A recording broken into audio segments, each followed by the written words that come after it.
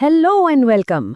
आज हम एक ऐसी आदत के बारे में बात करने वाले हैं जो हम सब में थोड़ी बहुत तो होती ही है, लेकिन कुछ लोगों के लिए ये एक कला बन जाती है। जी हाँ, हम बात कर रहे हैं टालम-टोल की, यानी प्रोक्रेस्टिनेशन की। और आज हम एक मास्टर प्रोक्रेस्टिनेटर के दिमाग के अंदर झांकने वाले हैं, ये समझने के लिए कि आखिर वहाँ चलता क्या है। अच्छा, इसे समझने के लिए चलिए एक कहानी से शुरुआत करते हैं।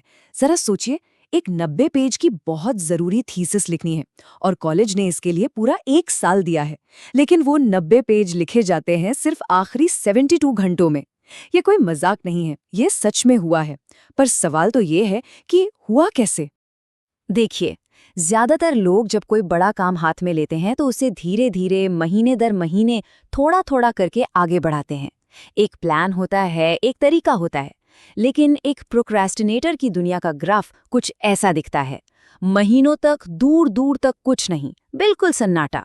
और फिर डेडलाइन से ठीक पहले घबराहट और अफरा तफरी में सारा काम एक साथ। तो इस थीसिस के लिए भी एक शानदार प्लान बना था।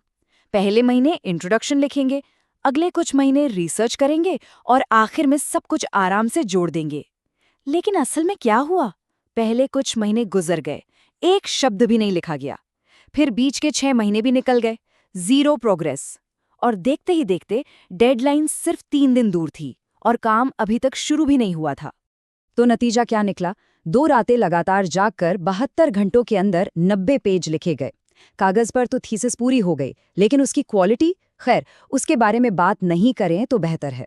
ये कोई हीरो बनने की कहानी नहीं है, बल्कि ये एक चेतावनी है कि ये सिस्टम अंदर से कितना टूटा हुआ है। तो ये हमें उस बड़े सवाल पर लाता है, आखिर ऐसा होता क्यों है? वो कौन सी ताकत है जो एक समझदार इंसान को इस तरह की हरकतें करने पर मजबूर कर देती है? चलिए, अब इस कहानी से हटकर दिमाग के अंदर की दुनिया को समझते हैं।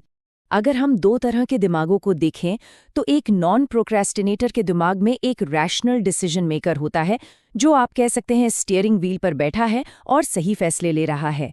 लेकिन एक प्रोक्रेस्टिनेटर के दिमाग में इस रैशनल डिसीजन मेकर के साथ एक छोटा नटखट और बहुत ही जिद्दी साथी भी होता है, इंस्टेंट ग्रेटिफिकेशन मंकी।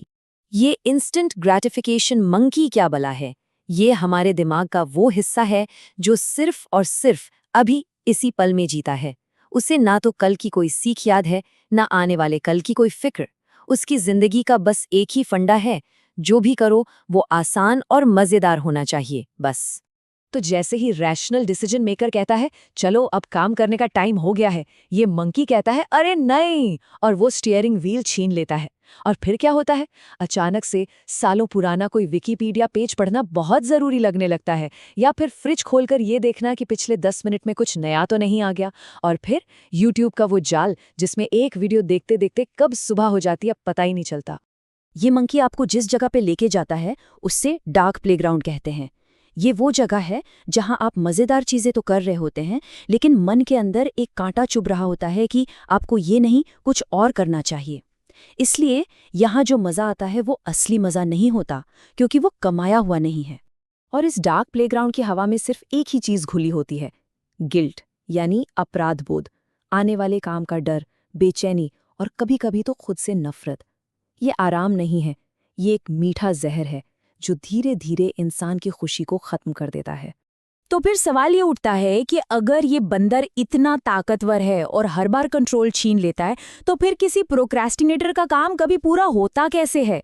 कुछ तो होगा जो इस मंकी को काबू में लाता होगा, है ना? हाँ, एक चीज है, प्रोक्रेस्टिनेटर के दिमाग में एक और किरदार है जो ज्यादातर वक्त सोता रहता है।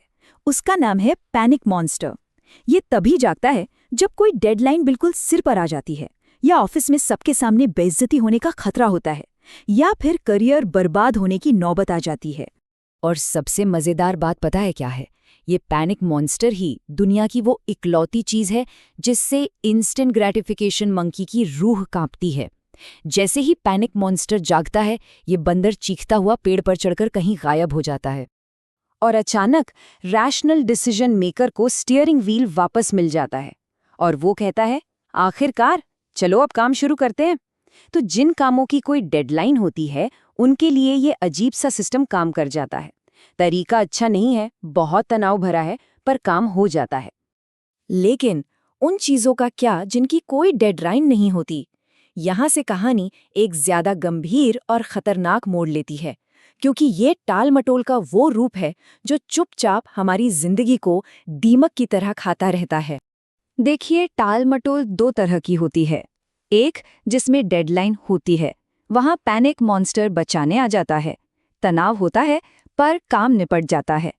लेकिन दूसरी तरह की टाल-मटोल में जिसका कोई डेडलाइन नहीं है, पैनिक मॉन्स्टर कभी नहीं जागता और वहाँ मंकी का राज हमेशा चलता रहता है, जिससे जिंदगी में लंबा और गहरा दुख और पछतावा आता है। ये कौन सी चीजें हैं? सोच के देखिए, जैसे कि कोई अपना बिजनेस शुरू करना या कोई किताब लिखना, अपनी सेहत का ध्यान रखना और रोज एक्सरसाइज करना, अपने परिवार या दोस्तों से मिलने जाना या किसी रिश्ते को ठीक करने के लिए मेहनत करना। इन सब जरूरी कामों की कोई डेडलाइन नहीं होती। और जब इन चीजों को सालों तक टाला जाता है, तो इंसान को ऐसा लगने लगता है जैसे वो अपनी ही जिंदगी का तमाशा देखने वाला बन गया है। सारे सपने, सारे आइडियाज बस दिमाग में रह जाते हैं, क्योंकि उन्हें शुरू करने का पहला कदम कभी उठाया ही नहीं गया। और सच्चाई तो ये है कि हम सब किसी न किसी चीज को तो टालते ही हैं। असली और सबसे खतरनाक टाल-मटोल वो नहीं है जो हम डेडलाइन के अंदर करते हैं, बल्कि वो है जो हम उन चीजों पर करते हैं जिनकी कोई डेडलाइन ही नहीं है, क्योंकि वहां हमें बचाने कोई पैनिक मॉन्स्टर नहीं आता। जरा इस कैलेंडर को गौर से देखिए।